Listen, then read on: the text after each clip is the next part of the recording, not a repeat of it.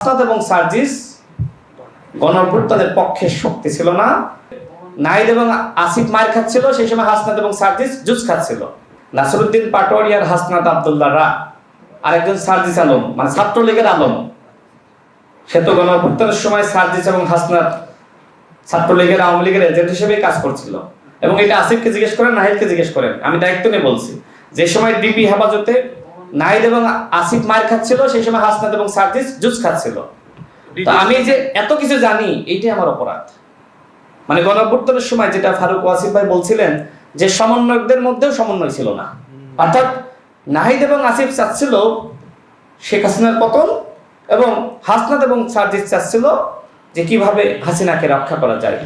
সেই হাসনাত এবং সার্জিস আজকে বড় বড় কথা বলে জুলাইয়ের পক্ষের শক্তি হিসেবে দাবি করে, এটা তো লজ্জাজনক। হ্যাঁ, আসিফ, নাহিদ, বাকের মজুমদার বা নুসরাত তাবাসসুম, তাদের অনেক ভূমিকা আছে, স্যাক্রিফাইস আছে, তাদেরকে আমরা স্নেহ করি, শ্রদ্ধা করি।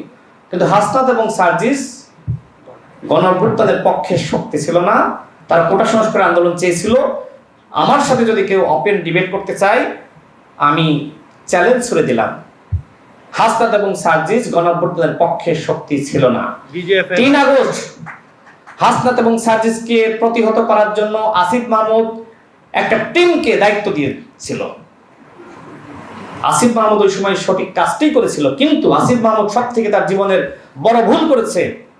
গণঅভ্যুত্থানের প্রকৃত ইতিহাস রচনা করতে পারে নাই, একটি মিথ্যা এবং একপাক্ষিক ইতিহাস সে রচনা করেছে। কেন মিথ্যা বললাম? কারণ আপনি প্রকৃত সত্যকে জাতির সামনে উত্থাপন করতে পারেন নাই।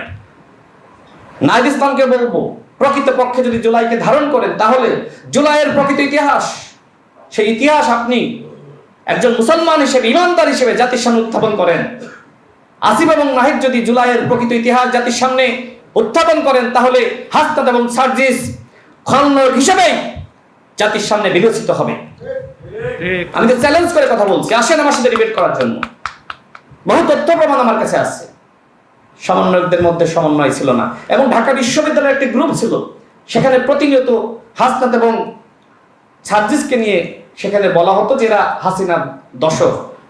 হাসনাত আব্দুল্লাহকে সমন্বয়কদের অনেকে মানে হাসি ঠাট্টা করে বলতো হাসিনার আব্দুল্লাহ। এখানে ওয়াসিত আমি বলেছে যে 16 জুলাই শহীদ মিনারে সবাই লাঠি সোটা নিয়ে জড়ো হয়েছে। তো ছাত্রলীগ রাজু ভাস্কর্যের সামনে সেখানে জড়ো হয়েছে।